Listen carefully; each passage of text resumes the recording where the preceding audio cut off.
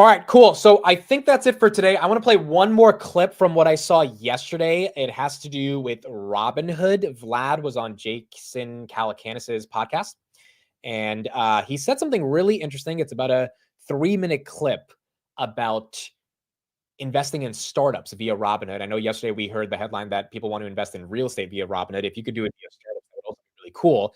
And I think later this year, they're getting ready to announce some really, really interesting stuff. The question is just going to be, when these things come to fruition. But he was on that podcast. If anyone wants to watch the whole thing, I'll put it in the description. We'll take a listen to this, and then we'll do word of the day, and then we'll be out of here for today. Oh, yeah. And I think it's interesting. So the retail angle is obvious for me. Why is it interesting on the other side for the startups and companies? So I think for late stage companies, it's useful because the employees want the liquidity. Some of them have been around for a long time. The employees are actually motivated to sell some of their stock and take some chips off the table. Do that, as programmatically already. SpaceX, I think, does it twice a year. Stripe does it once a year. And they have a very orderly process to, let people cash in some chips. And I think they even do it on a certain percentage. So if retail wanted them, and there's like some Destiny ETF or something that got popular because it owned some SpaceX. And I had the founder on here. I don't think they even it might have been their largest holding because of the valuation, but it's not like at the time, I don't think they had a very cheap price on SpaceX. They had bought it, at a very high price.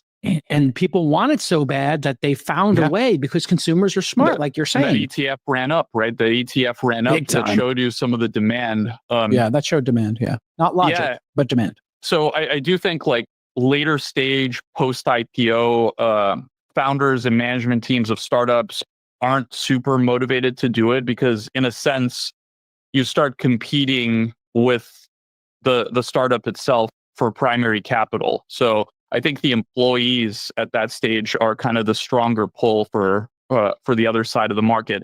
On earlier stage, the entrepreneurs would love to have that product. I remember when I started Robinhood, we had a hard time raising capital. I mean, you were an early backer, but we didn't have that many believers in the early days. And you could get Robinhood stock. You could invest in Robinhood on AngelList at a 10 million valuation cap.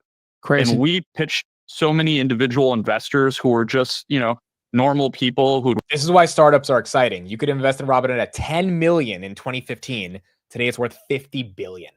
Like those types of returns are just only possible when you get in early on these names. Worked the job, built up a nest egg, retired, they live in the Midwest. And we pitched them just like we pitched every VC. And everyone who was interested, we gave them their allocation because we had to take what we can get in those days. So, you're passing the cup around, just trying to make enough to get the company off the ground. Yeah. And we had, I think Thumbtack was 5 million, Uber was 5 million, and Superhuman might've been 10. Yeah. So, yeah. Yeah. And, I imagine if we had an earlier way you just tap a button, you get access to global liquidity. And, retail gets access with appropriate guardrails and disclosure to early stage opportunities. As an early stage entrepreneur, getting my venture off the ground, looking for capital, that would be a great product offering. I am super excited about it. My best piece of advice to the SEC, I've made it clear to a bunch of my friends over there, create an accreditation test. Yeah. And I use the example, when you go into Robinhood, if you don't understand options and puts and these, more elaborate devices, not just buying and selling a share, but shorting it and doing options trading, you do such an amazing job walking people through an education. Now, you don't have to do that, but you do it. What if in the United States, just like you have to have a license to be a barber or a license to own a gun or a license to be a teacher or even drive a car, and these tests are different. Yeah. We should just have, and the SEC has been mandated this, they've just kind of slow rolled it and they're slow walking it, just a 3 or 4 hour course on private company investing and, interesting nuances to that, diversification and preferred shares versus common shares, all that stuff. And you just take a 50 question test. The test could be $25. You could have the test in Robinhood. You could have it at the SEC's website. You could do it any number of ways. And you have to take a course that would be free online, or you could take it in person for $100. Man, this would be so perfect, wouldn't it? My take on that is I think it would be odd if the friction to investing in a company like SpaceX, for example, is significantly higher than investing in a meme coin. It's like you have to pay, you have to take an accredited. That is a good point, right? Like if you have to take a test to invest in SpaceX, but you could buy the Trump meme coin, which is down 80% just for like being a user of the product. There is a bit of a nuance there that probably it should be easier to buy stock in SpaceX instead.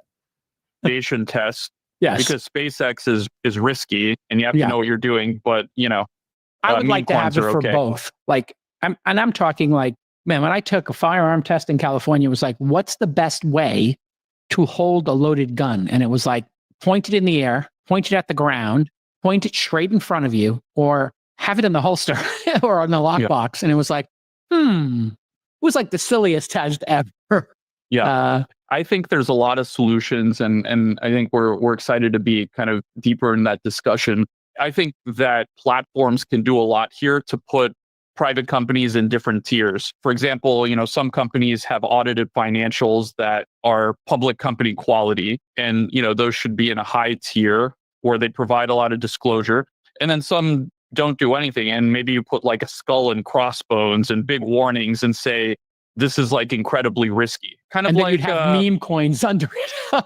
Right. I mean, it's kind of like you have pink sheets and penny stocks right now that really don't have the same type of reporting requirements. So yeah, I'm more in the favor of like self-certification. I think that's a fair point, dude. I think if there's a world where Robinhood allows you to invest in Discord, SpaceX, Stripe, etc., before they become public, retail would essentially be liquidity for the employee shares, which is at least it's better than getting in via IPO, right? So like, even though you're paying a premium before the startup goes public. And theoretically, when they go public, you should get like, hopefully at least 20% to a double based on the time from the secondary shares to going public.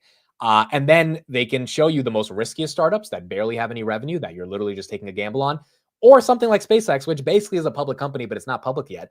And if you fill out some disclosures, you should be able to get allocation into SpaceX shares. So I think it makes a lot of sense. And if Robinhood becomes the center of not only stocks, not only crypto, but now private investments, could you imagine retail day trading private secondary shares of SpaceX? Like, it would just be such a liquid market. It would give access to so many people that don't have access to, maybe you're not getting in the Series A, but if you're getting in the Series D before they go public, and usually they would tend to go public a couple years after Series D, you would still get a higher valuation. I mean, like, it is an amazing idea. And Robinhood collects a small little fee along every one of those purchases. Like, the fact that he's even, this is what I'm saying. Like, whenever I think of a fintech now, my bar to invest in a fintech is so high because I look at what Vlad's thinking about. I look at how he's thinking of taking a brokerage product and turning it into this entire integrated financial services ecosystem. And I'm like, oh, like, what other fintech is actually thinking the way he's thinking and actually has the vision to then get the talent to put something out there, and has proven that he can execute, i.e. with the president election contracts. The fact that they did that in 2 weeks, there's just so many different opportunities and industries and niches and ways they can diversify. And that's why I think even though Robinhood is very cyclical with the market, they will one day not be cyclical. And it might take 5 years to get there, but that is why buying the dip on it becomes very exciting.